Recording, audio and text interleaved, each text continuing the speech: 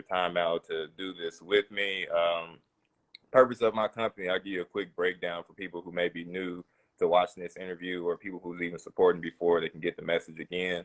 Basically, our motto is consistently striving to become better in any way possible. And so with doing that is that we look for day-to-day goals that even if it has some type of significance, it can be small or it can be major. But the thing is that we're continuously striving just to find any way possible to better ourselves and create that positivity, the environment to want to do better and become better, whether it's for yourself or it's for other people, that it kind of plays a role in affecting this in your life, you know, being a better man in the so sense that for your wife or for your husband or for your kids and for whoever, your grandmother, brothers, anything. So it's like, it's not always about just for you becoming better for your own self, but for the people that it can also affect. And so with doing that, when you got a community that's kind of influencing you to create that positive movement in the right direction, you have a whole networking and system forming of people that's all trying to work together with the same common goal in hand.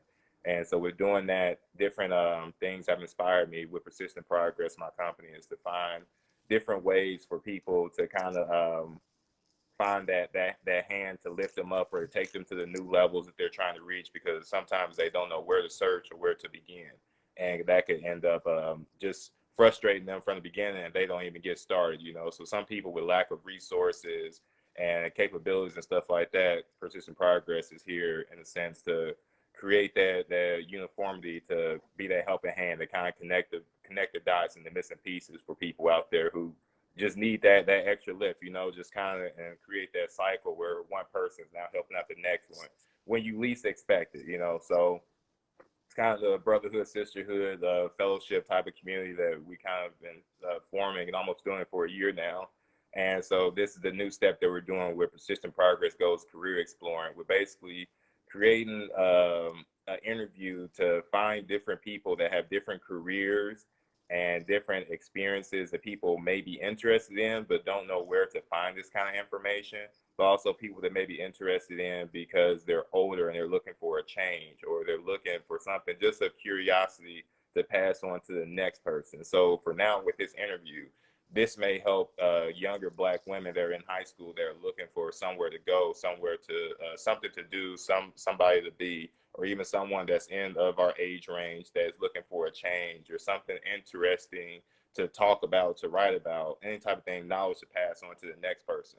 So that's the purpose of this interview that I'm doing with you today, is to kind of create just something of the unknown that we don't even know what to expect to further move forward, that it can help somebody. And with me traveling from different places throughout my life, I have supporters that are in different countries, from Canada to even, you know, across the Atlantic Ocean and things like that, because I've been networking myself and meeting so many of different people. And that's kind of the part of it, is that what we've been doing is that when you talk to someone and you interact with them and you find out more information for what you're looking to know, you branch off to now figuring out where they got that information from.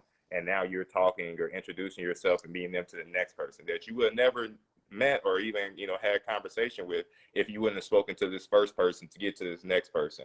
So that's just, you know, coming out of your shell and making yourself better in different forms and ways. That's kind of part of it, just as far as with the networking field. So hopefully that people, if they do find interest in liking this video, that they can contact you in some form or way to that you could be able to help them out, just as we've done before in different ways of helping people. So you know, that's a little spiel about Persistent Progress Goes Career Exploring. My special guest, Meg Ridley, that I had today.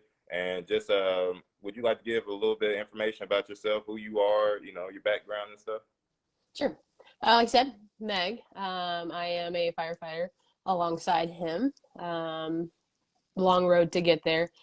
I was a personal trainer. Before that, worked in an office setting. Finally found my niche here as a firefighter, being able to help people. But majority of my time is spent in the fitness world as well, with firefighting. Okay, nice. And so, and we are with Indianapolis Fire Department. We came through the same recruit class. That's actually how I met Meg. But come to find out, we also went to the same high school. High She's just school. a little bit older than me. So she went to Lawrence Central, graduated. And as I found out more about Meg, she was also a killer soccer player. So Anybody, want to get any tips or know anything about that? D1 soccer player. Mhm. Um, so just going to get in a little more further about the actual career base with the fire department, because like people do know that I'm a firefighter, but I haven't never spoken to kind of detail about the fire industry and stuff like that. But I think it'd be unique for you being almost in a sense a double minority. I try not to always just use minority as a instance of talking about just as a I don't know. It's becoming more common that you see people like you and similar things around. I see women as in the fire department, more naturally than what you would back in the day, as well as black people. So, but in a sense, you still are a black woman that is a firefighter. So, is there any kind of like feel that you get as far as like pride and stuff like that, that you're a pioneer in some sense and doing something that a lot of people didn't get to do, and you're starting a mold for somebody else that wants to follow in your shoes? Every day, every time I put on our uniform, it's something, that sense of pride, and just seeing the look on people's faces when they find out that I'm a firefighter, that kind of shock. Like, I've never seen someone looks like you doing that job, but it is fun to kind of blow people's minds when I get to tell them what I do for a living. Right, right, right. So, what's the backstory behind you being a firefighter? Like, did anyone in your family influence you, or what made you choose this career of choice? So I do have a brother who is younger than me, but has more time on. He got on 4 years ago. So I saw him enjoying his job so much and realizing that I could also use my passion for fitness as well as being a firefighter. So it was a goal as soon as he got on that I wanted to get on and kind of see what all the fun was about. Nice, nice. Okay. And so, did anybody influence him? Like, do you have family members besides your brother on the job, or that were firefighters someplace else? No, we he had the same idea. We came out. We're both big fitness. He was a football player as well, and he we just don't like being trapped to a desk. So he applied himself, tried really hard, got on with no help or whatsoever. So I'm following in the little brother's footsteps. Nice, nice, nice. Okay. And so, if you don't mind me asking, how many times did you apply for Indianapolis Fire Department? Twice. Twice. I Okay. applied twice. Yeah. Okay. Did you apply for other fire departments as well, or just Indianapolis Fire Department? I think I tried a couple other ones. Mm-hmm. I Pike and actually I think it was just Pike. I tried out for Pikes. Okay. Nice, nice. And I ask that because telling people that you're on with Indianapolis Fire Department, the kind of, I don't know if you received it or not, but the kind of praise that you get from people, because they're in shock and admiration because they hear of Mm-hmm. how difficult it is to get on with Indianapolis Fire Department.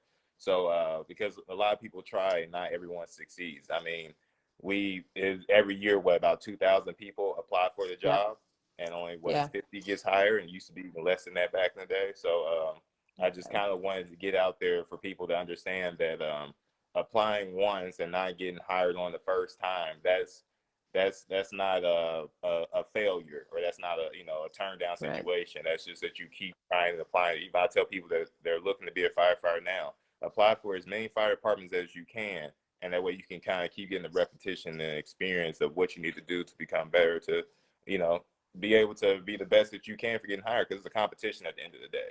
So, Oh yeah. you know, um, and so how many years have you been in the fitness field that you mentioned? Because we just started on the fire department. We're going into our third year now, but so how many years have you done the fitness thing as far as being a trainer and stuff? 6 years. So it's always Six been, years. yeah, it was 3 years. It was a part-time job, and then 3 years of trying to make it a full-time career. Okay. And so, did you go to college for being a fitness trainer? So I went for exercise science with the ambition of being a, I went for exercise science as well as sport admin. I wanted to be an athletic director. And then Okay. seeing as that field was just a little bit competitive as well as the job market wasn't very good, I looked for other ways to use my degree. So that's when Hmm.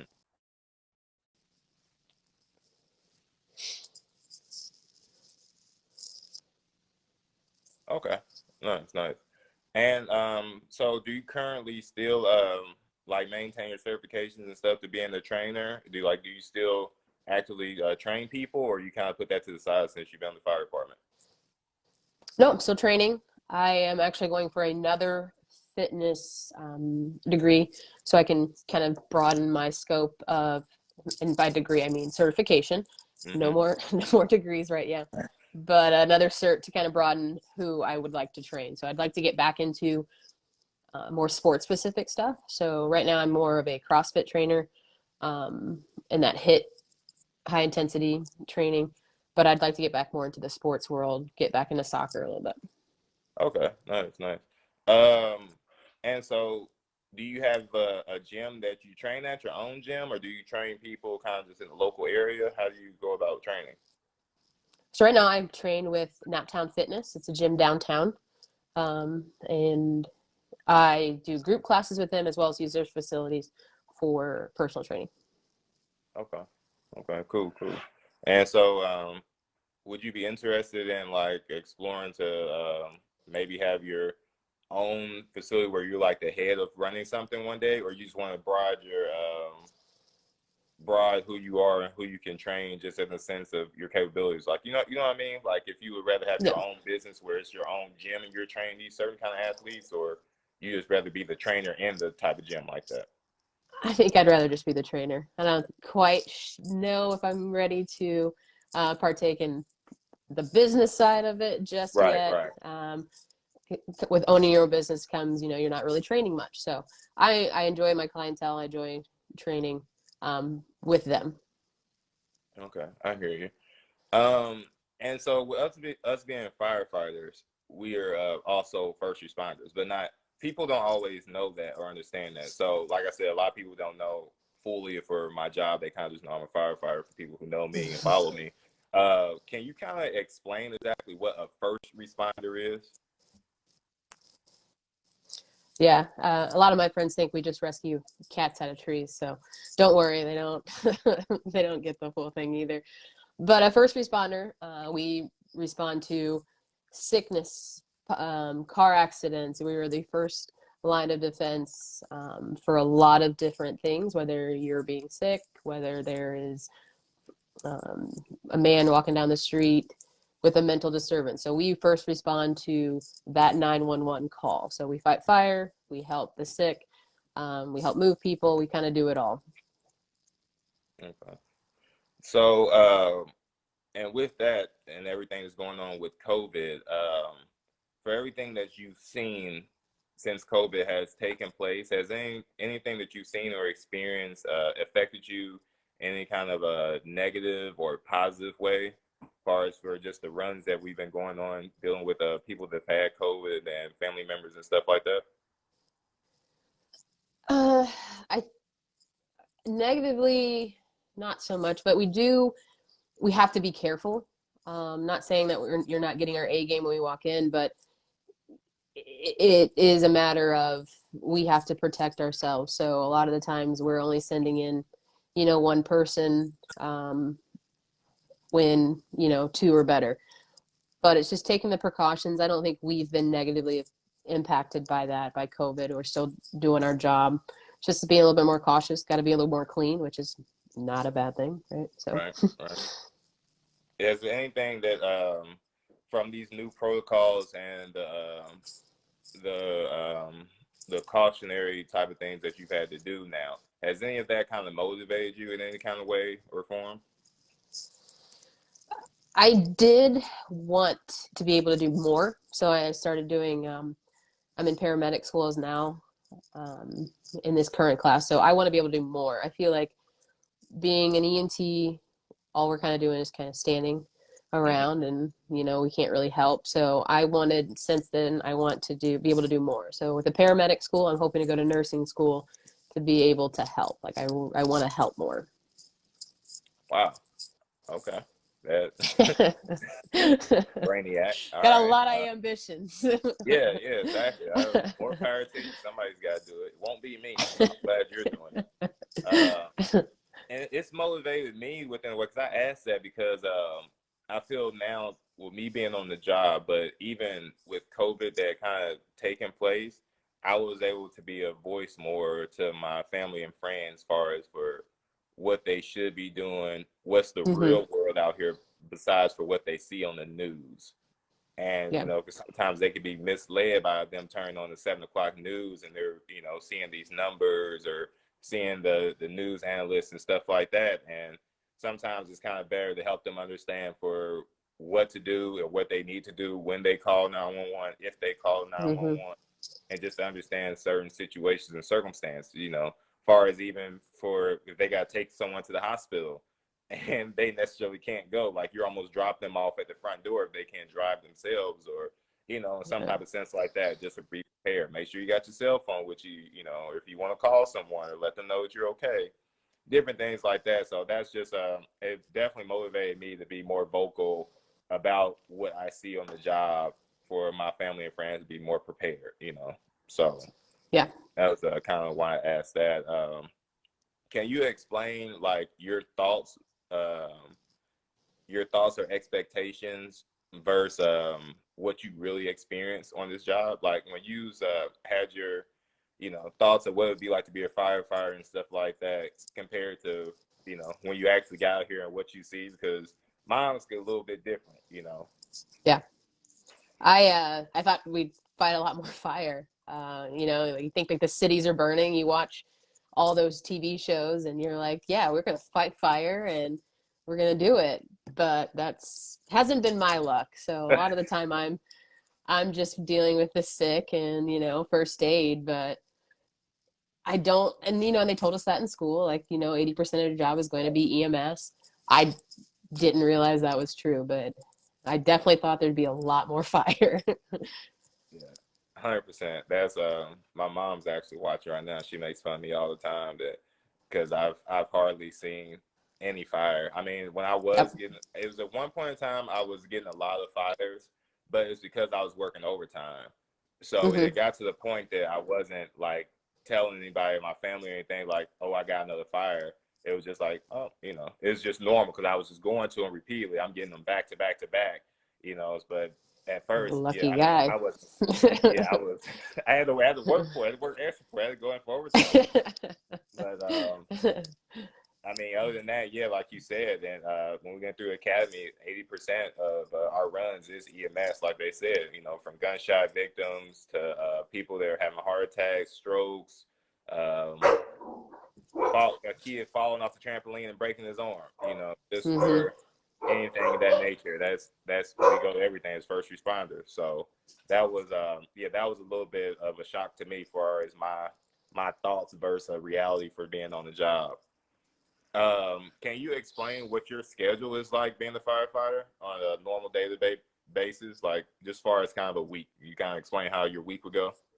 Yeah, so we work every third day. I think once a month, maybe we work twice within an actual work week. So it's a very nice schedule. On the days that I don't work, I will work at the gym to try to keep busy. But I mean, we're 24 hours on, so we have two meals at a house, and then we we have a sleepover. So basically, it's two meals and a sleepover every third day. So it is not a bad day. Another way to think of it is every day is a Friday. So we have a great schedule. Nice, nice. My mother has a question for you. If you would like to chime in and answer it. So some people that are Sure. willing to join in, ask questions, and I told them like feel free. Mm-hmm. Do I see the question? Oh, Can you okay. are you able to see it? No, I If can't not, see read it. it. Okay, I'll read it out to you. She asked, well, she said, thank you for serving our city as a firefighter and first responder. I would like to ask, what has been your most challenging task of being a firefighter? Are you afraid of heights? And do you have a preference of being on a ladder or an engine? Yes, I have a respect for heights. Let's just say that. We had a ladder comp that I got it, but it was nice, slow and steady. So I have a respect for heights. I prefer the engine, just because you're a little bit busy. If we were fighting fire every day, I'd love to be on a ladder. And I think it was with my hardest Yeah, what's your was most challenging task that you've had being a firefighter? um let's see, challenging is just learning the ropes. Every house that we go to right now is a different community. It's a different atmosphere. So just learning the ropes between going through houses and making sure that what was good at another house isn't disrespectful at another house the next day. So I think just, rotating through and just learning your place from day to day can be a big challenge. I hear you. I hear you. That's very true because you go to different houses, different places, and one thing's acceptable at one place, they will look at you Right? completely crazy. You do it in another Oh, place. yeah. I mean, even from cleaning, guys Oh, have yeah. almost yelled at me for cleaning the bathroom, so I wasn't supposed to clean upstairs. So that was the ladders The area they others was gonna ladder. clean, Yep. or cleaning too early. Yeah, they get mad at you about that too. Oh, it's a weekend, man. Yeah. Chill out. But so when you're at the gym on your days off, how long are you usually there for? I coach for about 3 hours, but I also work out. Oh gosh, on a long day, it could be 2 hours in the gym. So anywhere from 3 to 5 hours is what I spend in the gym. And so these classes that you teach, how long are the CrossFit classes? They are an hour long. Hour long. Okay. Yeah. Yep. Okay. Okay. So you've mentioned just the different things that you want to do for broadening your career. How far are you looking to take it? As far as for being a firefighter, I mean, even like you're going to paramedic school, you said that you want to, do nursing and help people as well. So like just for starters, let's just start with how far do you want to take being a firefighter as far as with your career and promotions and anything?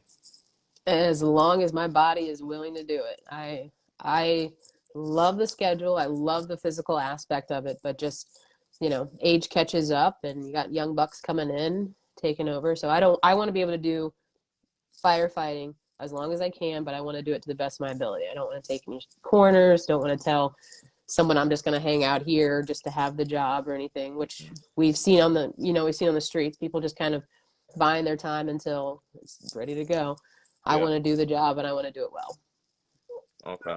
Do you look to get promoted and stuff? Is that fine? Do you find interest in that and like being promoted to lieutenant and captain, chief, or any other place in the fire department besides of being on the back step, which is actual fighting fires?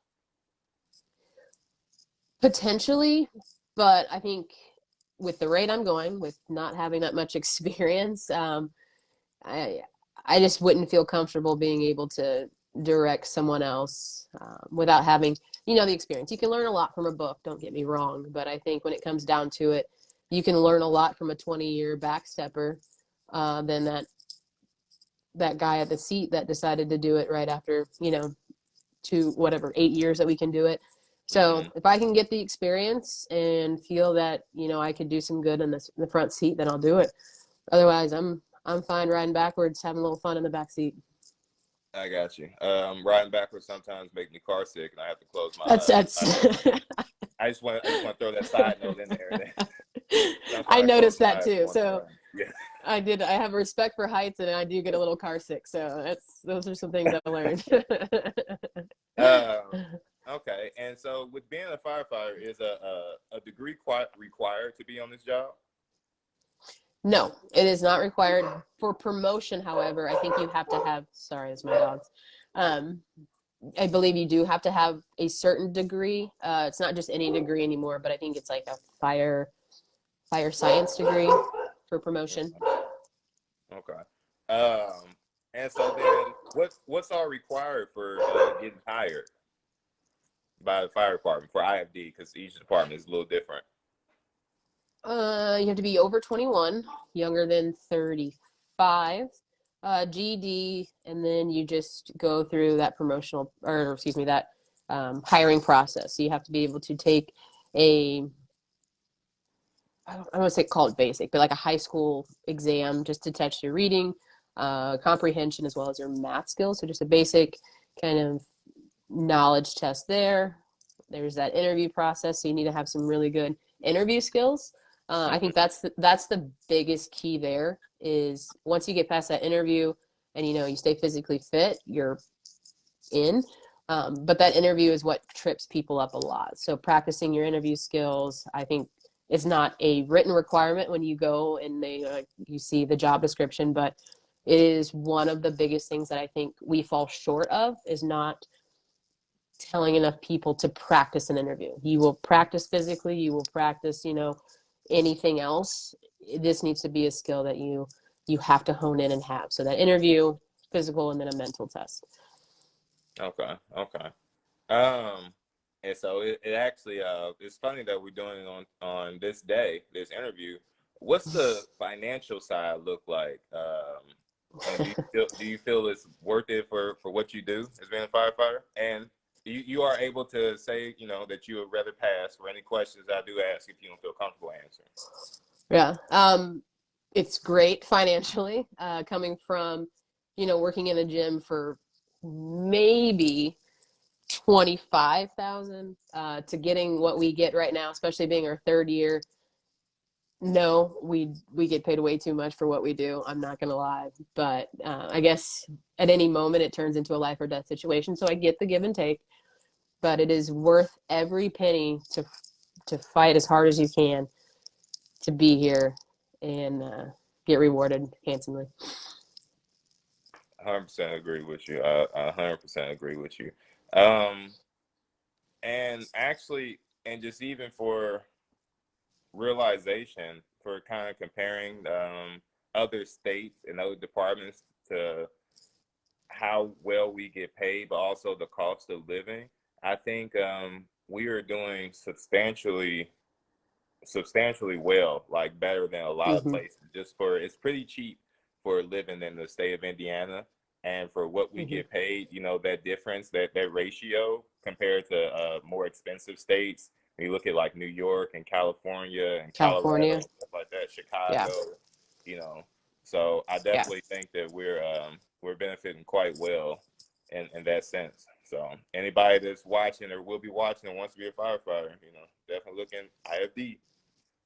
Yeah. Um, so what's a trait you suggest that someone needs to have about themselves to be successful and like in this career as far as you have? I know we just started, but you know, I think that you definitely have came a far way, just, you know, keeping your head down, but as well as people knowing who you are and having good things to say about you. So if you could tell anybody like a trait that you should have that will get them through the door and, you know, them having a successful career, what do you think it is?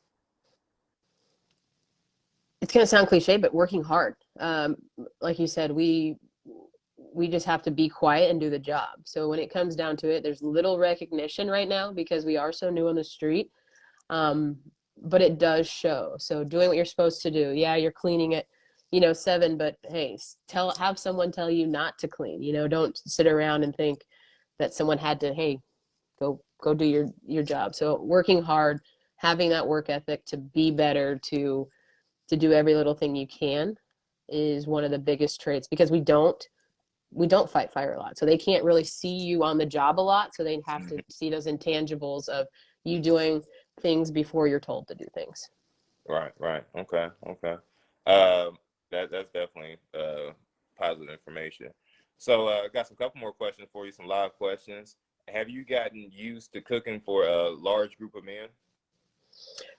I struggle with the portion sizes, um, because like the question, like they are guys, so I'm assuming they're gonna eat 2 chickens a piece. So I end up cooking a lot more because apparently guys don't really eat that much. I don't do it, but it'll take a one time where someone is eating 2 chickens themselves and we run out. So it is a bit of trial error, and it goes back to changing with the different stations. But I just go big. I'll make sure I have enough.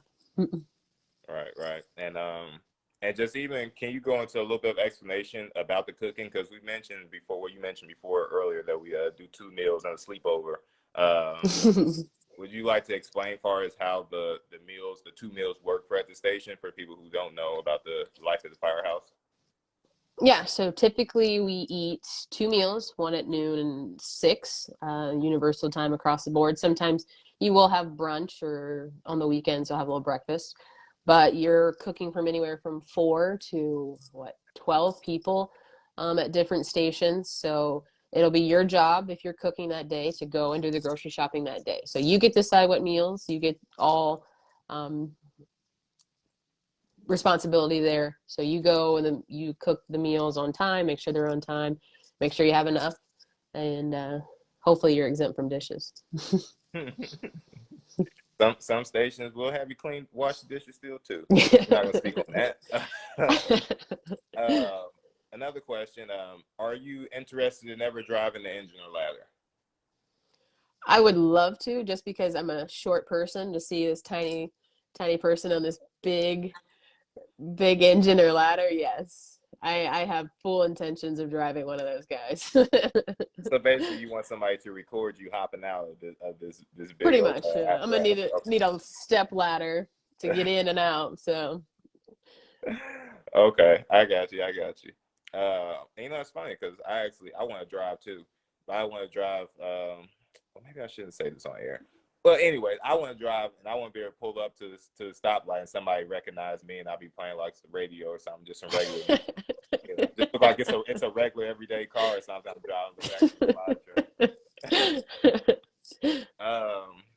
So okay, do you do you recognize how influential you are to many different communities and minorities? And like, if so, like, how does that make you feel? I I recognize it. It didn't hit me until one day I was in a grocery store, and this little girl runs up to me and she's like, "Wait, are you really a firefighter?" Because I happened to be wearing my stuff. I didn't mean to do that, but I was wearing my things, and she's like, "Are you really a firefighter?" She's like, young black girl, and just like the look in her eyes, like, was just, okay, this is all worth it. And then I go, "Yeah, I am." She's like, "So wait, do you like do you really save people?" And I go, "I fully intend on doing that. Yeah, I'm gonna do that." And I mean, just the constant look of awe and just so excited. It wasn't until the mom came up and she's like, "I'm so sorry, but like, Hmm. thank you for what you do." I still don't know what to answer. Like, "You're welcome." Like, Yeah, thank you for your service. Like, it's one of those things where it still blows me away every time someone says that. But that interaction with that little girl was one of those things where it's like, all right, I'm doing this for a reason, hmm, and it just makes me really happy. yeah. I tell people that it reminds me of kind of the feelings you have when you're in sports and like in school, middle school, or high school, growing up, and it's like the younger kids that are watching you play. And they Mm-hmm. want to basically be like you. They're like, "Oh, I want to wear that number one day," That Like, number, and yep. they seem just like, and it's like, dang, like I kind of get that feelings again as an adult. But when we cry when we lose our last games and stuff like that, we think of just that feeling, those things that we miss is over. But it's like now, it's like I'm almost getting to relive it again, in some kind of sense. Oh So yeah, it's I don't know, it's a cool feeling that people that are like not related to you kind of still make you feel like kind of like special in a kind of way. special. You're Yep. yeah, I don't know, it's cool. I like it. Um, so going into kind of different things about the job, far as did you know before and coming on, were you financially literate before getting this job? Nope, And when I say not at all. that, okay, not at all. Okay, Not at all. You don't even have to explain, because I was not. so you learned about being economically wise and like their financial literacy once you got on the job, then basically. Yes, because I Okay. had money. To be quite honest, Yes. Me it the was same. hard beforehand. Yeah, to just go on paycheck to paycheck. There was no saving. So Hmm. yeah, learning how and what to do with my money was something I learned coming on. And see, with me too is me having so much time from working with this job to having time off and seeing for how much money that we are receiving and how much that the department is actually showing us the correct way to do what to do with the money, as far as for how to go about Yep. saving, investments, understanding and learning what a pension is compared to your own retirement savings, like Retirement. 401k, Yep. these different type of things that before the jobs I had before working in the fire department, I I had no reason to even learn those type of things or to know. And it Mm-hmm. kind of blows my mind because the people that I was working with, they didn't go become firefighters with me. So some of them, most likely, they're probably still at that job, and you just think about the people that are Yeah. older than you. And it's like, well, damn, man, like, what are they going to do when they get older or when they can't work anymore? I'm talking about, I was working in a warehouse. Like, I was, Mm-hmm. doing different things like that. It's like, man, I'm over here ready to quit every single day. And I'm only 25 working in a warehouse. And it's like, man, I can't imagine that dude that's 56 over there. Working Like, there. Yeah. yeah, and it's kind of just helped me even further understand for how far the separation is between people who are financially literate, people who are able to actually move up in the world because they are, blessed with the opportunity compared to some who aren't, and they kind of never get that chance or don't know which way to go. Different things. That's what kind of influenced me to, start this company, Persistent Progress, to kind of just shed some light on people and just kind of give them little tidbit ways that maybe can help them, get Mm-hmm. out of that hole that they don't even know that they're traveling down. So, but yeah, I was the same way. So I was just curious for someone else that, were you financial? We went to college, we both graduated, 4-year degree and stuff like that, but I had no clue about being financial Yeah. literate. Like financially literate. I mean, even for with stocks and the market and everything like that, I understand how the world works and something tragic happens or something that stock markets fluctuate, which depends with your retirement savings because you got stuff invested in stocks and stuff. Right. So, this this whole completely different world is out there that if it went for a fire department, who knows when we would actually be introduced to it. Mm-hmm. I had a whole like 3-hour conversation with some guy trying to explain stocks, and he was like the importance of maybe using this, and I'm just like, I felt like so like, should I know this? Like it was just whoo. Right. And it was like, who was going to teach me? At what part of my life was I supposed to learn this? Right. And the Yeah. other people that know it, I'm curious of when they learned this. Did they learn this as a kid? Did they, learn this Mm-hmm. while they were in college? Like now I'm just finding what point in my time in my life was I like doing something wrong that I should have been doing this and actually learning this type of stuff. So Right. I don't know. I'm teaching my little brother now. He's 15. So he's well ahead of the game He's from where I was. exactly. Yeah. So he was talking to me. He's like, man, yeah, I want to create generational wealth and stuff like that. I was like, I didn't even know what that meant when I was your age. Right. um, but so okay, move on to the next question. How do you know what it takes or looks like to retire? And I'm speaking far as financially wise, not far as with your bike. You said you're gonna go till the wheels fall off. So, but like far as for what it looks like to retire, what have you learned that looks like or what it takes?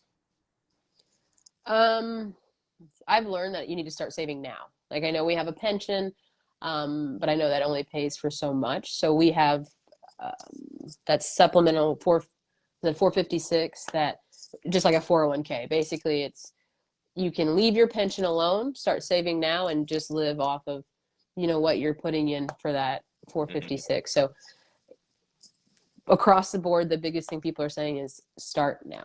You never know. It's never too early. Start now. We just got that bump in pay. So that's another good thing about IFD, a little bump in pay. So using that kind of difference between last year's pay and this year's pay to go into your retirement, do it. Do it while you can. Already start preparing for retirement young, basically. So just Yes. already. Okay. I got you. So was there anybody specific that like taught you about this stuff on the job, or was kind of just bouncing around from station to station and you just learned from the old guys? Learn from the old guys. That's exactly it. There was one station where one of the captains there literally every day. You started saving, you gotta start saving. Like, I was here yesterday for this entire spiel because it was for another sub that came in. He goes, I've already heard this about 6 times, Cap. I got it. So just learning. They're ready and willing to give you all of their information and their words of wisdom. So that's if he's gonna say it 6 times, then it's got to be true, right? 100%. And that's what I felt like, because literally every station I go to, these old guys would be telling me the same thing. So it's like, okay, let me go do my research and make sure Right, that yeah. these old guys aren't getting screwed over, but then they actually got to be telling me something important, something valid is here. They're all just preaching the same thing, and I know they're not talking to each other, like Exactly. so. So yeah, so that's definitely bouncing around from station to station, just basically just absorbing all the knowledge and wisdom that the old guys passed on to me. Not meaning to call all them old, but they're older than me, so hey. So just from us interviewing so far, you would definitely say you love your job, right? Oh yeah. Oh yeah. And so it's basically on the sense just as far as because you love helping people. That's just I truly do. I love helping people. And it's a way to give back to your community yeah. as well as, like I said, like just seeing the little girls look on her, that look of astonishment when they're like, wait, you do what? Like I can do that? Like, yeah, you can do that. Like you can be a woman and you can do this job. So because I know I've definitely took part in giving back to the community and doing different events due to me being a firefighter. Are there any that you have participated in or annually do? I try to do as much as I can with being a firefighter. When I'm not, if it's not through IFD or anything that we're doing, I do like to volunteer at Gleaners. I love volunteering where I can. I know that COVID's kind of put a damper on that. Since we have so much free time, I took the liberty of kind of looking at ways that I can volunteer more. Mm-hmm. So if I can do it through IFD with the BFA or the Emerald Society or everything that we have to offer, we have all kinds of little groups. I'll try and do those community events when I can. And you said it's Gleamers? Is that what you said? Gleaners Gleaner? Food Bank. Oh, Mm-hmm. okay. Yeah, yeah, and I Because volunteer. They have a food pantry that you volunteer to deliver food. I see. Okay. So did you grow a passion for the job when you first started, or did you kind of already have passion going into it? Like, you know what I mean? Like, because for me personally, I grew passion once I was on the job and got to see what people loved about it so much. Some people love the job because they already knew about it and heard about it. Because, like I said, your brother Jordan, he was already on the job. You know what I mean? So he got to Yes. come home and tell you, not come home, but he got to come back and tell you for how great this job was and Mm-hmm. different things like that. But I necessarily didn't have anybody like that to tell me how wonderful this job was. So now that I'm on the job, I tell people, okay, yeah, this is the best job in the world. 100% hands Yeah. down.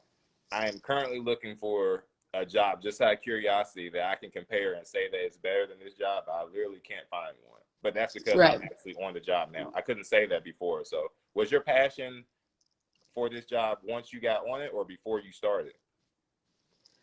I would say there was a little bit before, but it's kind of like you said, you're kind of skeptical because you're like, all right, it can't really be the best job. It's a very bold statement, but I 100% agree with you. Coming back or being actually on the job, this is the best job in the world. If you have, the grit and the gut for it, it is great. So I'd say that the passion was there. It just grew once you're actually hired on. I got you. So we have another question for you. It's also stated that it's awesome that you're pursuing nursing in addition to already being a firefighter.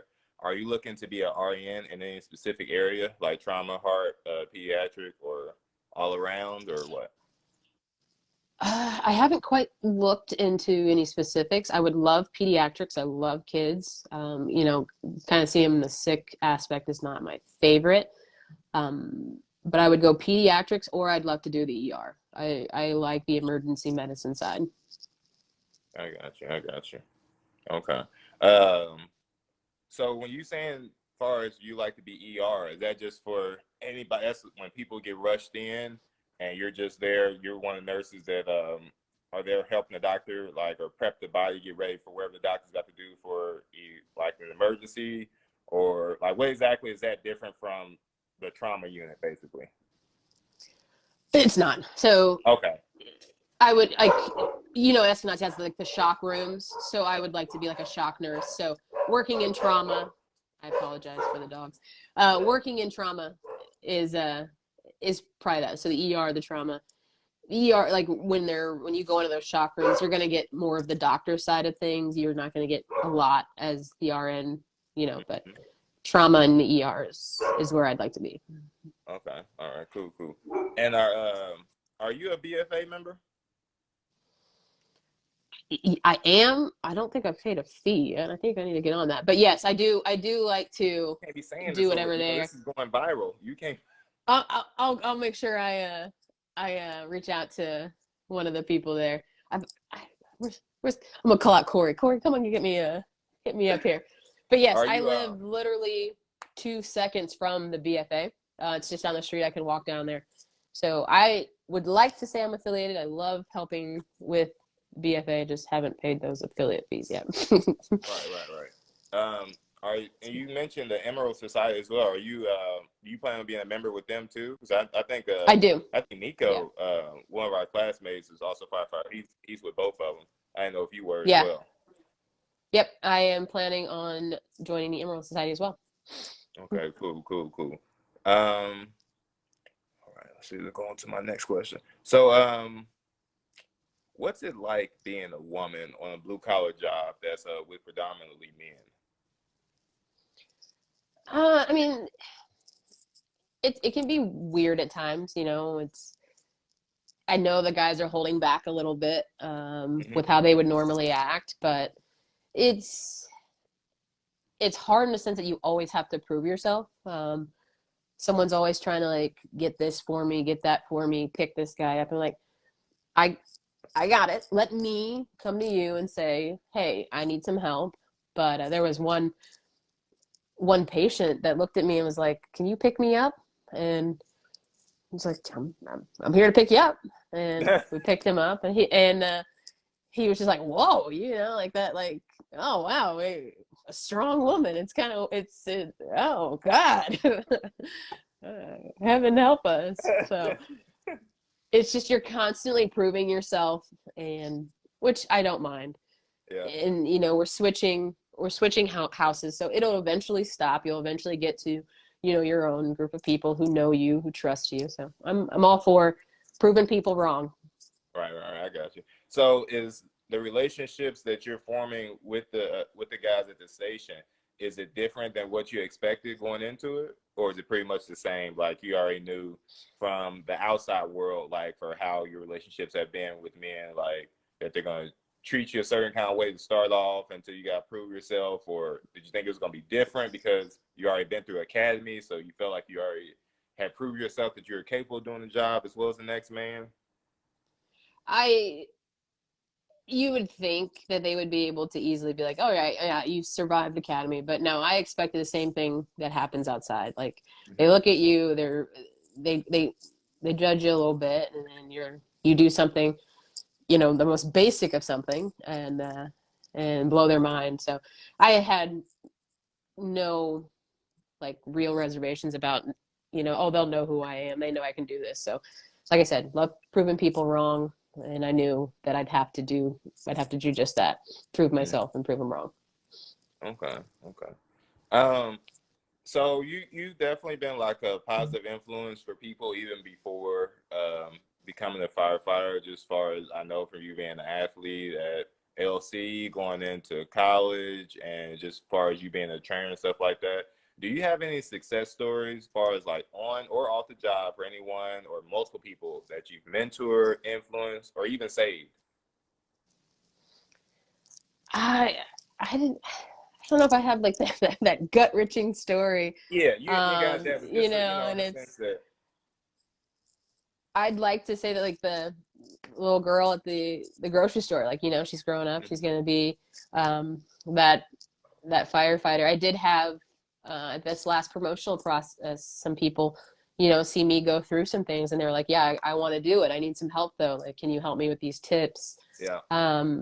And I've had some success stories through personal training, you know, getting people, off meds, getting people, just in a good headspace. So those are all those are big wins for me. So I'd like to say that I've helped a lot of people. I don't need the recognition. I don't need that. So I'm hoping that just being out there, people seeing what I'm doing works for them. Yeah.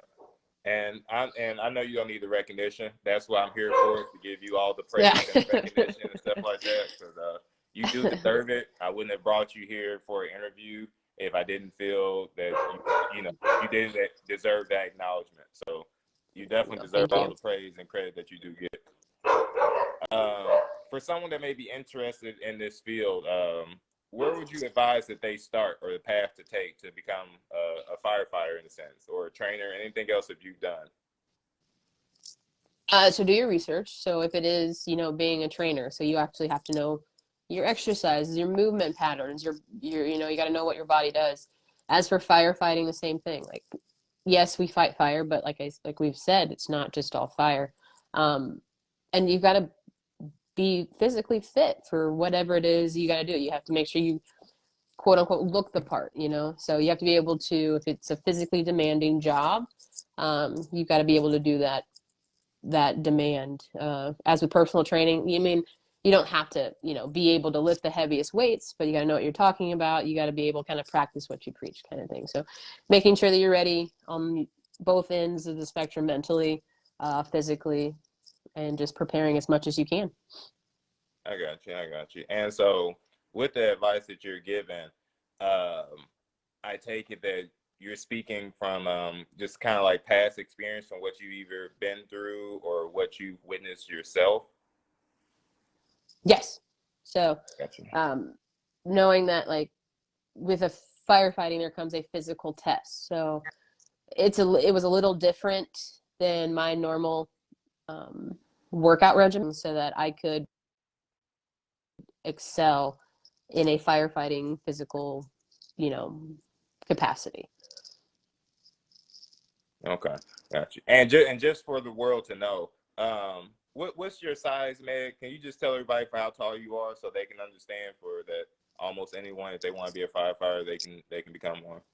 Well, on a good day, I'm 5'4", but most days it's 5'3". All right, just so the world can all know out there that there's women out there as firefighters and they're only 5'3". My boot size is a 3 too, by the way. 3. So they So almost have to yes. special make your boot. Like, usually they special make shoes because they're too big. They had to make your shoes special. It's too small. That was the last size they made in a standard boot before they did have to special order. They lied to you. That is not standard. That is not standard. Wow.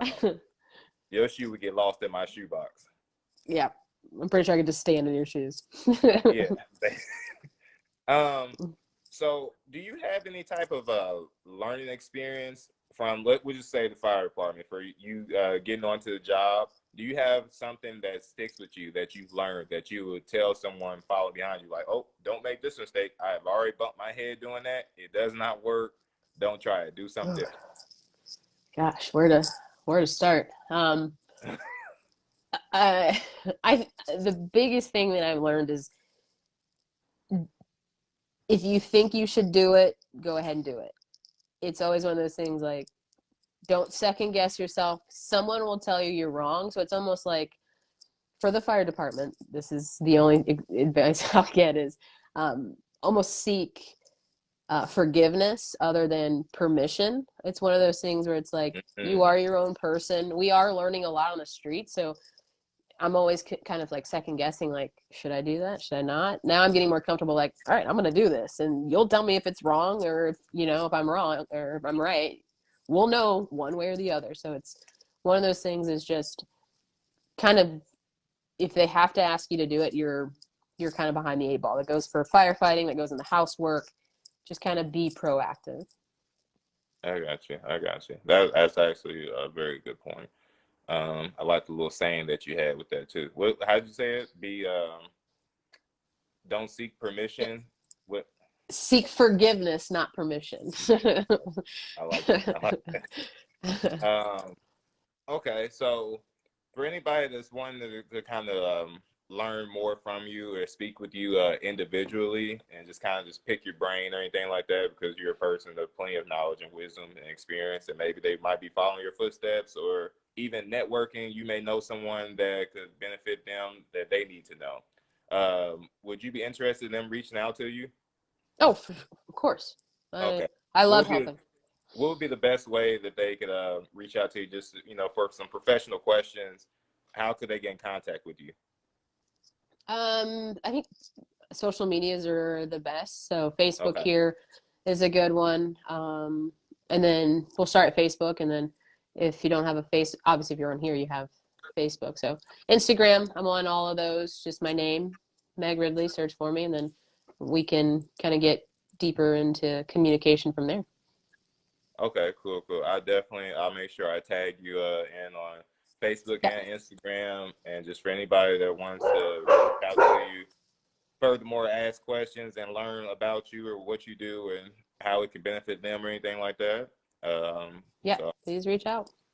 okay, okay. And is there anything else that you would like to say to these viewers that are currently watching or will be watching in the future? Because this video is going to last forever and it's going to be changing people's lives and benefiting them in positive ways. So this is your time to, say something to the people.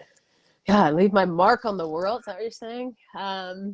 No, I go for it. Don't leave anything to chance. If you don't think you can surprise yourself. There's a lot of things that I learned about myself through the fire department that, I mean, like being in the small boxes and things I didn't think I could do, that I survived. I'm here. Go for it. Don't second guess. Just go for things. You got it. Definitely, definitely.